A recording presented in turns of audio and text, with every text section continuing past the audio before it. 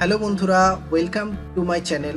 বন্ধুরা, আমি আপনাদের সাথে আছি জি আর মিতা। আমাদের এই পৃথিবী কতই না সুন্দর। আমরা প্রত্যেকটা দিন আমাদের নিত্য প্রয়োজনীয় কাজে ব্যস্ত থাকি, কিন্তু আপনি কি কখনো ভেবে দেখেছেন এই বিশ্বজগৎ যেখানে আপনি বছরের পর বছর বাস করে আসছি, এর সূত্রপাত কোথা থেকে হয়েছে? বিজ্ঞানীরা আবিষ্কার করেছে যে আমাদের বিশ্বজগৎ বা ব্রহ্মাণ্ড ক্রমশ বেড়ে চলেছে, প্রত্যেকটা সেকেন্ডে বেড়ে চলেছে। তাহলে আমাদের বিশ্বজগতের শুরু কোথা থেকে? এই ব্যাপারে বর্তমান যুগে আবিষ্কৃত সব থেকে প্রতিষ্ঠিত তত্ত্ব বিগ ব্যাং কি বলে? বিগ ব্যাং তত্ত্বের পূর্বে কি মানুষ এই ধরনের কোনো তত্ত্বে বিশ্বাসী ছিল? যদিও বা বিশ্বাস করে, তো সেটার উৎস কি? আমাদের পৃথিবী কিভাবে সৃষ্টি হয়েছে? এই সমস্ত কিছু প্রশ্নের উত্তর পেতে ভিডিওটি পুরো দেখতে থাকুন। তার আগে চ্যানেলটি সাবস্ক্রাইব করা না থাকলে সাবস্ক্রাইব বাটনে গিয়ে সাবস্ক্রাইব করে নিতে ভুলবেন না এবং সঙ্গে থাকা বেল বাটনটি টাচ করে দেবেন।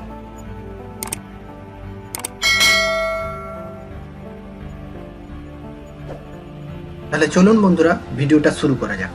বিগ ব্যাং এর প্রথম ধারণা দিয়েছিল পদার্থবিজ্ঞানী জর্জ লেমিত্রি 1927 সালে, কিন্তু তখন তার এই তত্ত্বকে বেশিরভাগ বিজ্ঞানীরাই তার এই তত্ত্ব মেনে নিতে অস্বীকার করেছিলেন এবং এটাকে একটা ভুয়ো তত্ত্ব বলে অপপ্রচার করেছিলেন। কিন্তু তারপরে আমেরিকান জ্যোতির্বিদ 1930 সালে হেস্তো স্লাইডার ও এডুইন হাবেল পর্যবেক্ষণ করে পূর্ণ সমর্থন করেন লেমিত্রির ধারণাকে। ওনারা দেখান তখনকার বিশ্বের সবচেয়ে বড় দূরবীনের সাহায্যে যে গ্যালাক্সি পরস্পরের থেকে দূরে সরে যাচ্ছে, অর্থাৎ আমাদের মহাবিশ্ব ক্রমশ প্রসারিত হচ্ছে, বড় হচ্ছে।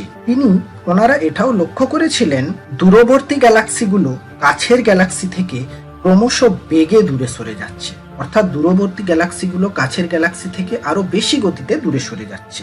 এই সত্যতা দেখার পর বিশ্বের বড় বড় পদার্থবিজ্ঞানীরা এই সিদ্ধান্তে পৌঁছালেন যে এই রহস্যের শুরু অবশ্যই আছে পদার্থবিজ্ঞান অনুসারে। অর্থাৎ যদি টাইমকে রিওয়াইন্ড করে নেওয়া যায়, তাহলে দেখা যাবে যে উপগ্রহ, গ্রহ, নক্ষত্র, ছায়াপথ, নীহারিকা ক্রমশ সময়ের সাথে সাথে কাছে চলে আসতে থাকবে এবং সেগুলোর তাপমাত্রা, ঘনত্ব ও শক্তি ক্রমশ বাড়তে থাকবে। আর এইভাবে কাছে আস্তে আস্তে সেগুলো একটি বিন্দু বা একটি অ্যাটমের সাইজের রূপ নেবে এবং তাপমাত্রা, ঘনত্ব ও শক্তি হয়ে যাবে সেটার অকল্পনীয়, যেটাকে বলা হয় ইনফাইনাইট। অর্থাৎ স্বাভাবিকভাবেই বলা যায় যে এই মহাবিশ্বের সমস্ত কিছু, আপনি, আমাদের পৃথিবী, চন্দ্র, সূর্য, পুরো বিশ্বজগৎ সৃষ্টি হয়েছে ওই একটি মাত্র বিন্দু থেকে, যেটা আজও ক্রমশ প্রসারিত হচ্ছে। তাহলে বিগ ব্যাং কি একটু দেখে নিয়ে যাক।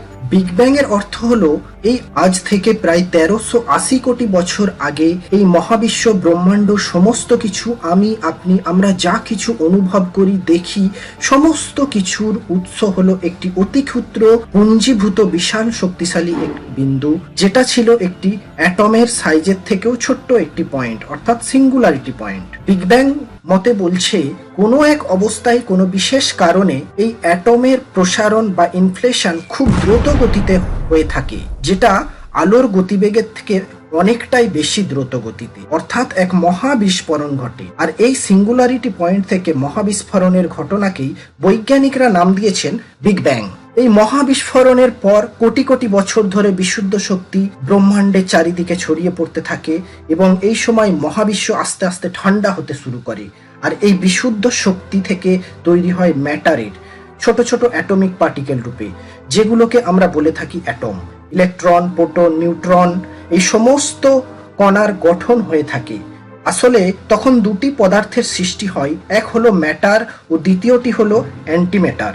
যেহেতু অ্যান্টিম্যাটার ম্যাটারের বিপরীত, এই জন্য তখন ম্যাটার ও অ্যান্টিম্যাটার পরস্পরের সংস্পর্শে আসতে শুরু করে, তখন তারা পরস্পরকে ধ্বংস করে দিত।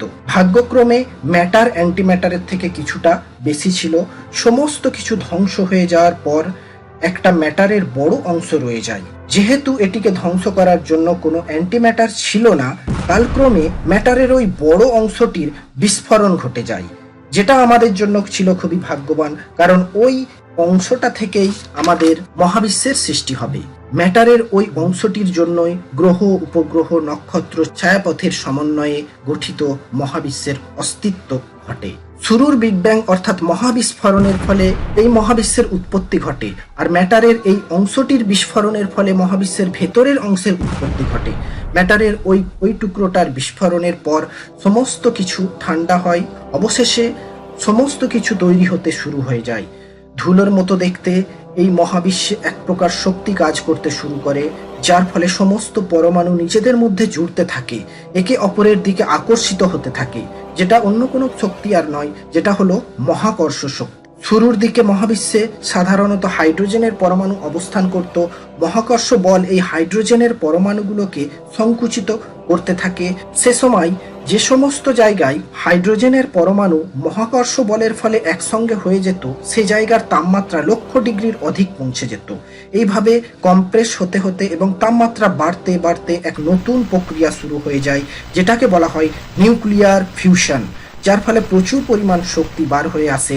এবং ওই সময় ওই রকম একটা মহাবিশ্বে প্রথম তারার পণ্য হয়। এরপর ধীরে ধীরে লক্ষ কোটি তারা তৈরি হয়ে যায়, যেগুলোকে রাতের অন্ধকারে আপনারা দেখে থাকেন ঠিক এই রকম। আস্তে আস্তে সময়ের সাথে সাথে এই তারাগুলো মহাকর্ষ বলের ফলে কাছাকাছি আসতে থাকে এবং নিজেদের মধ্যে একটা গ্রুপের মতো করে থাকতে শুরু করে, এবং হাজারো তারার এই গ্রুপ এই ব্রহ্মাণ্ডে থাকতে শুরু করে, যেগুলোর আকার আলাদা আলাদা ও সাইজও আলাদা আলাদা, যেগুলোর দৃশ্য অনেকটা এই রকম। আর এটাকেই বলা হয় গ্যালাক্সি। এই রকম লক্ষ গ্যালাক্সির মধ্যে এমন একটি গ্যালাক্সি তৈরি হয় যার নাম দ্য মিল্কি ওয়ে, মানে ওই গ্যালাক্সি যেখানে আমি আপনি বাস করছি। এখানে লক্ষ লক্ষ বছর ধরে নক্ষত্রের সঙ্গে ভাসতে থাকা ধূলিকণা ও অ্যাস্ট্রয়েড গুলো পরস্পর মহাকর্ষ বলের ফলে একসঙ্গে যুক্ত হয়ে বহু রকি প্ল্যানেটস ও গ্যাসীয় প্ল্যানেট তৈরি করে। বহু সংখ্যক রকি ও শিলা জাতীয় প্ল্যানেটের মধ্যে একটি রকি প্ল্যানেট ছিল যে জানতো যে তার নাম হতে চলেছে পৃথিবী। সেটা আমার, আপনার ও আমাদের সকলের বাসস্থান। এই পৃথিবী সহ 7টি গ্রহ, যেমন Mercury, Venus, Mars, Jupiter, Saturn, Uranus, Neptune ও তাদের উপগ্রহ মিলে একটি ছোট্ট নক্ষত্রের চারিদিকে আবর্তন করে চলেছে, যার নাম সূর্য। তৈরি হয়েছে আমাদের সুন্দর সোলার সিস্টেম, যার অন্তর্গত পৃথিবী নামক এক সুন্দর গ্রহের কোনো এক জায়গায় বসে আপনি ভিডিওটি দেখছেন। এই হলো আমাদের ব্রহ্মাণ্ড সৃষ্টির শুরু থেকে শেষ পর্যন্ত কাহিনী। প্রথম অবস্থায় লেমিত্রির ধারণাকে বহু বিজ্ঞানী কল্পকাহিনী বলে টিটকিরি করলেও বর্তমানে আরো বহু পরীক্ষা নিরীক্ষার সাহায্যে পৃথিবীর সমস্ত বিজ্ঞানীরা একমত যে বিগ ব্যাং শুধুমাত্র একটি ধারণা নয়, বরং এটা আমাদের মহাজগতের সবচেয়ে গ্রহণযোগ্য প্রতিষ্ঠিত তত্ত্ব বা সত্য ঘটনা। এই ব্যাপারে জ্যোতির্বিদ, পদার্থবিদ ও আমাদের মধ্যে আজ কোনো রকম সন্দেহের অবকাশ বিন্দু মাত্র নাই। কিন্তু এখন প্রশ্ন হলো, এই মহাজগতের প্রসারণ এক সামান্য অ্যাটমের থেকে ছোট্ট সাইজের সিঙ্গুলারিটি পয়েন্ট থেকে হয়েছে। এটা কি বাস্তবে কখনো সম্ভব? বিজ্ঞান বলছে বাস্তবে সম্ভব হয়েছিল বলেই আমরা বর্তমানে এখন এই সুন্দর পৃথিবীতে অবস্থান করতে পারছি। কিন্তু এখানেই প্রশ্ন এসে যায়, কিভাবে সম্ভব হয়েছিল গোটা বিশ্বব্রহ্মাণ্ডের সমস্ত কিছু, যা কিনা ওই সামান্য একটি অতি সূক্ষ্ম বিন্দু থেকে? বিজ্ঞানের মতে বিশ্বব্রহ্মাণ্ডের সমস্ত শক্তির তাপমাত্রা, ঘনত্ব উৎস হলো ওই সিঙ্গুলারিটি পয়েন্ট, যার শক্তি ছিল অফুরন্ত বা ইনফাইনাইট। কিন্তু বাস্তবিকে কখনো সম্ভব বলে আমাদের মনে হয়? বিজ্ঞানীরা বিগ ব্যাংকে বলেছে এক রহস্য, এসবের পেছনে রয়েছে এক অদৃশ্য ও অদেখা শক্তি, অর্থাৎ এক পিওর এনার্জি। কিন্তু বিজ্ঞান হয়তো কোনোদিন এই অফুরন্ত ইনফাইনাইট শক্তির উৎস কি সেটা বলতে পারবে না, কারণ এই অফুরন্ত শক্তির উৎসের সমাধান খুঁজতে গেলেই হয়তো বিজ্ঞানকে ক্রিয়েটর, আল্লাহ বা গডের অস্তিত্বে বিশ্বাস করতে হবে। আর এখানেই হয়তো বিজ্ঞানের লিমিটেশন। বর্তমানের উন্নত প্রযুক্তির যুগে বিজ্ঞান আমাদের বহু ঘটনার তত্ত্ব, প্রমাণ ও ব্যাখ্যা দিলেও এমন বহু ঘটনা আছে যেগুলোর সরাসরি ব্যাখ্যা বিজ্ঞানের কাছে আজও অধরাই। বিজ্ঞান ও বিজ্ঞানীরা মনে হয় এক অসহায়। এখন ব্যাপার হলো, এই বিগ ব্যাং এর তত্ত্ব সর্বপ্রথম সালে লেমিত্রি দিলেও বিগত প্রায় 50 বছর হলো পৃথিবীর সমস্ত বিজ্ঞানী থেকে সর্বসাধারণ বিশ্বাস করতে শুরু করেছে যে এটি একটি ধারণা বা কল্পকাহিনী নয়, বরং এটি একটি প্রতিষ্ঠিত সত্য ঘটনা। এ ব্যাপারে কোনো সামান্যতম সন্দেহের অবকাশ নেই। কিন্তু মজার ব্যাপার হলো 1950 দশকের আগে বেশিরভাগ বিজ্ঞানী ও সর্বসাধারণ স্থিতিশীল বিশ্বের প্রবক্তা ফ্রেড হয়েলের মডেলেই বিশ্বাসী ছিলেন যে এই পৃথিবী স্থিতিশীল। এখন ব্যাপার হলো, আজ থেকে 90 বছর আগে কি কখনোই মানুষ জানতে পারেনি এই ব্রহ্মাণ্ড সৃষ্টির কাহিনী? উত্তর হলো হ্যাঁ, জানতো। আজ থেকে প্রায় 1450 বছর আগে পৃথিবীতে এসেছিল আল কুরআন, যেখানে সূরা আম্বিয়ার আয়াত নম্বর 30 আছে, do not the unbeliever see that the heaven and the earth are joint together as one united piece and then we opened them